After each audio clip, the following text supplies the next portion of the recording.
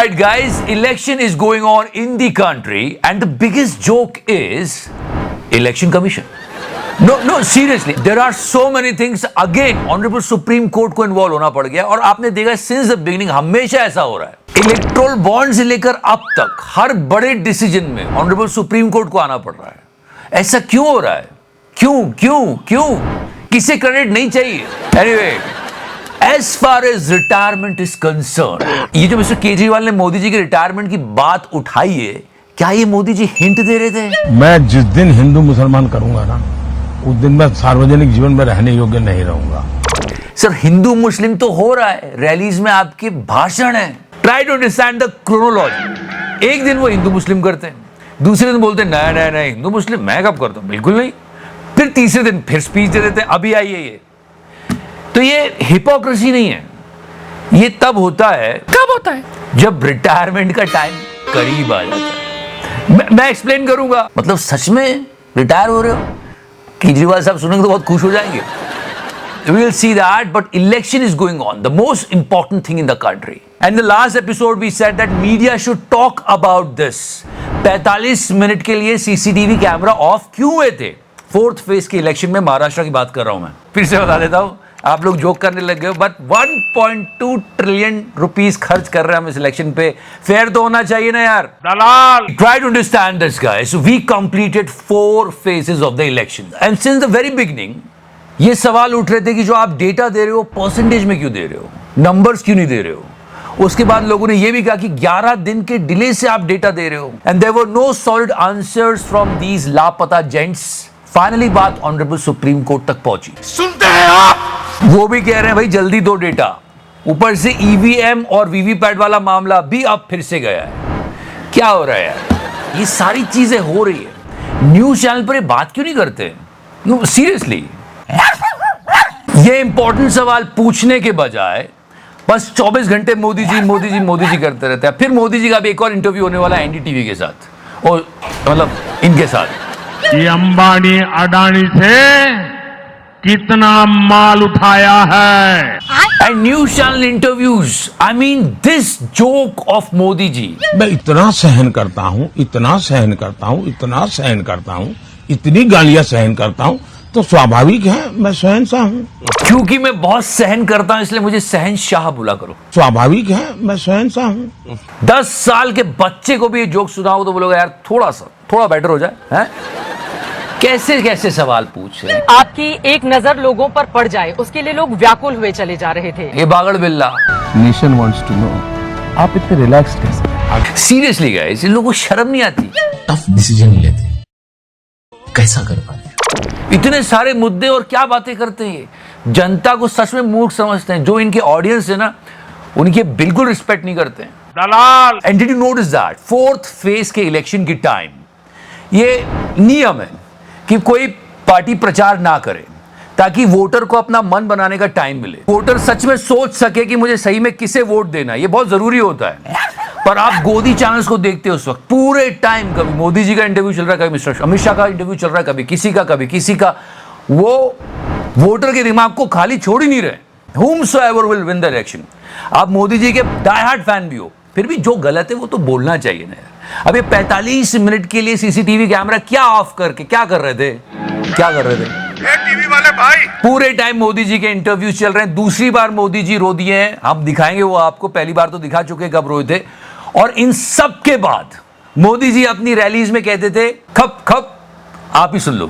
क्योंकि अगर ये खबरें छप जाए तो बाकी लोगों को बहुत नीचा दिखाना पड़ेगा, इसलिए ऐसी खबरों को दबा दिया जाता है. One more time listen to this fumble. ये जो फंबल है ना, अब इसके मीनिंग्स निकलने लग गए हैं. क्योंकि जब से मिस्टर केजरीवाल ने रिटायरमेंट की बात कही है ना, तो लोग कहते हैं हाँ मोदी जी रिटायरमेंट हो जाता है. एक्चुअली जैसे आदमी रिटायरमेंट के पास पहुंचता जाता है ना, इस तरह की गलतियां हो जाती. और अब वो स्टेटमेंट जिसकी बात हर कोई कर रहा है, मतलब कुछ भी बोलते हैं, अब विस्तार पूर्वक समझते हैं. और पहले जब उनकी सरकार थी, उन्होंने कहा था कि देश की संपत्ति पर पहला अधिकार मुसलमानों का है. इसका मतलब ये संपत्ति इकट्ठी करके किसको बांटेंगे? जिनके ज्यादा बच्चे हैं उनको बांटेंगे, घुसपैठियों को बांटेंगे। मोदी जी ने इस बात को प्रूव करने के लिए कि वो हिंदू मुस्लिम बिल्कुल नहीं करते, ये कहा है, ये एक्सप्लेनेशन दी है। Just listen to it. Explanation भी रूबिका जी को दे रहे हो सर, पर ठीक है, चलिए लेट्स गो। आपने मुसलमानों का जब जिक्र किया तो घुसपैठिया, ज्यादा बच्चा पैदा करने वाला, इसकी क्या जरूरत आन पड़ी थी? मैं हैरान हूँ जी, ये किसने आपको कहा कि जब ज्यादा बच्चे की बात होती है तो सिर्फ मुसलमान का नाम जोड़ देते हैं?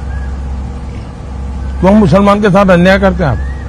हमारे यहाँ गरीब परिवारों में भी ये हाल है जी, उनके बच्चों को पढ़ा नहीं पा रहे हैं। किसी भी समाज के हो, गरीबी जहाँ है वहाँ बच्चे भी ज्यादा है। So Modi ji said that he did not say this for Muslims, okay? और उनको बांटेंगे जिनको मनमोहन सिंह जी की सरकार ने कहा था कि संपत्ति पर पहला अधिकार मुसलमानों का है। कोई सेंस है इस बात का? दोनों स्टेटमेंट्स को सुनने के बाद लोग बोलेंगे मोदी जी अरे झूठ बोल रहा है, ये झूठ बोल रहा है। पर अगर इसमें आप रिटायरमेंट वाला एंगल लगाओ तो सारी चीज सही बैठती है।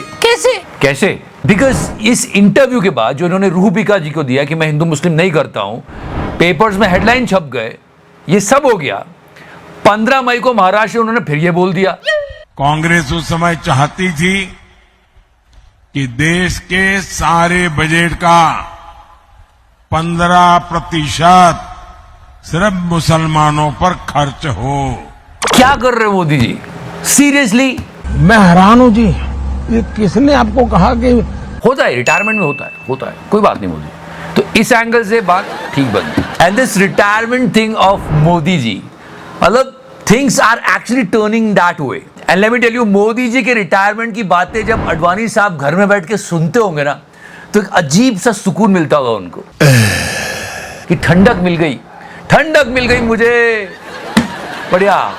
सच में अगर मोदी जी ने अडवाणी साहब को रिटायर किया था तो मोदी जी भी तो 75 साल के हो रहे हैं। या तो प्रधानमंत्री जी कह दें कि वो नियम अब मेरे ऊपर लागू नहीं होगा, आडवाणी जी के लिए बनाया था वो, या तो वो कह दें। लेकिन मिस्टर केजरीवाल सेड कि योगी जी को थोड़ा सा ऑफ में कर देंगे और उनकी कुर्सी जा सकती है। अगर इनकी सरकार बनी तो पहले अगले 2 महीने में योगी जी को निपटाएंगे। ये कुर्सी का तो पता नहीं, पर हाँ चेहरा ब्लर जरूर हो रहा है। ये वीडियो वायरल हो रहा है, पीछे योगी जी बैठे हैं और मोदी जी आगे बैठे हैं।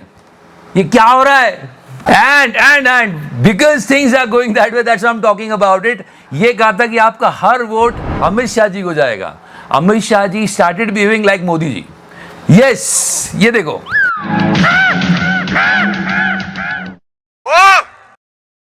Did you check that? कोई कैमरा और उनके बीच आया तो उन्होंने कैसे हटाया? मोदी जी बनने की पहली स्टेप ही है। पर सच में कई बार सोचने में आता है, क्या सब मिलके मोदी जी को हटा देंगे? मोटा भाई रिस्क नहीं लेंगे।